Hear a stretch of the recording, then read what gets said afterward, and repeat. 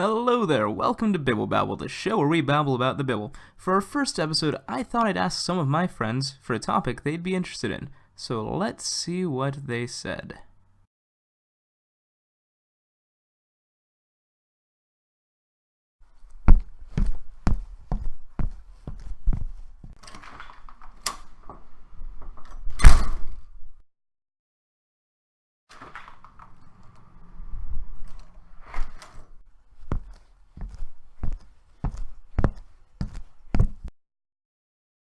Sorry about that, I just had to go get a nice suit of riot gear and say goodbye to my friends and loved ones.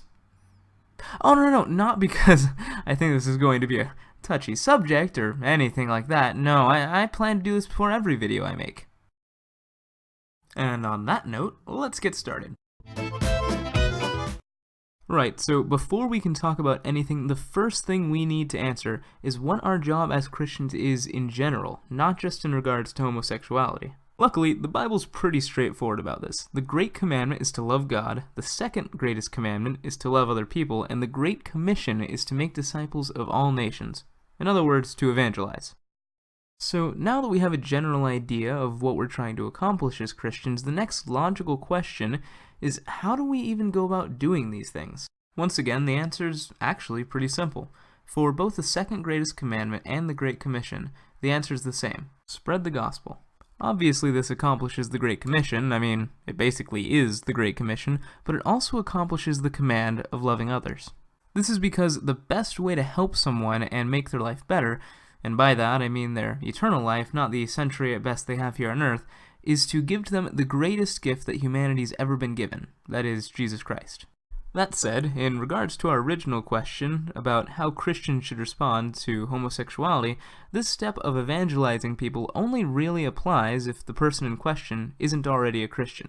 If they are already a Christian, that's great, but you probably don't need to go about evangelizing them at that point, as it might come off as a little bit odd. Either way, the first thing you should try to do is just generally be a good person to them. Show them you care, listen when they have something to say, and no matter what you do, do not cringe at any lifestyle differences they might have from you, regardless of what you think about those differences theologically. Whether or not you think they're sinning, that part gets addressed later. For now, your job is just to show them that you care about them, and by extension, that God cares about them. If Jesus could pick a political assassin, a member of the ancient, even worse than they are now, IRS, and a guy who was basically an anti-Christian terrorist and murderer to be some of his best buddies, I'm pretty sure you, a sinner, can get over someone else's sexual preference. It's not like most people are without sin in that department, given that Jesus said that lust alone is akin to committing adultery. Now, to clarify, I'm not saying that sin isn't important. Sin is very important, and it's very bad. All I'm saying is that it's not grounds alone to avoid talking to someone just because they're sinful. If anything, it's another reason why you should get close to them and show them Christ. And also, as a side note, it's not like you're any better.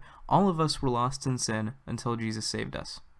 Anyway, once you've shown them kindness, which, by the way, probably isn't going to be a one-day thing, it's time to tell them about the gospel. Now remember, this isn't the Inquisition. Our goal is not to purge the world of heresy via military conquest, so try to be gentle about it. If you'd like some tips on how to conduct such a conversation, there are some links to articles on that very subject in the description. Now then, on to the greatest commandment.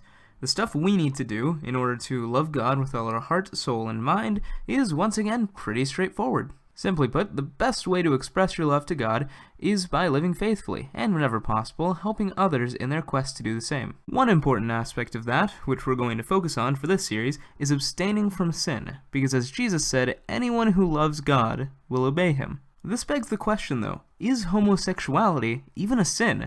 And even if it is, cutting sinful habits out of our lives can seem impossible at times. How are we supposed to change anything?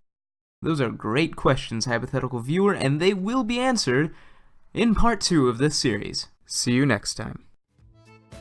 Do you have a Bible-related question you'd like answered? Well, leave a comment down below, and I'll see if I can't make a video about it. If you enjoyed this video, make sure to leave a like and to subscribe to BiblBabel for more content like it. Have a great day, and we'll see you next time.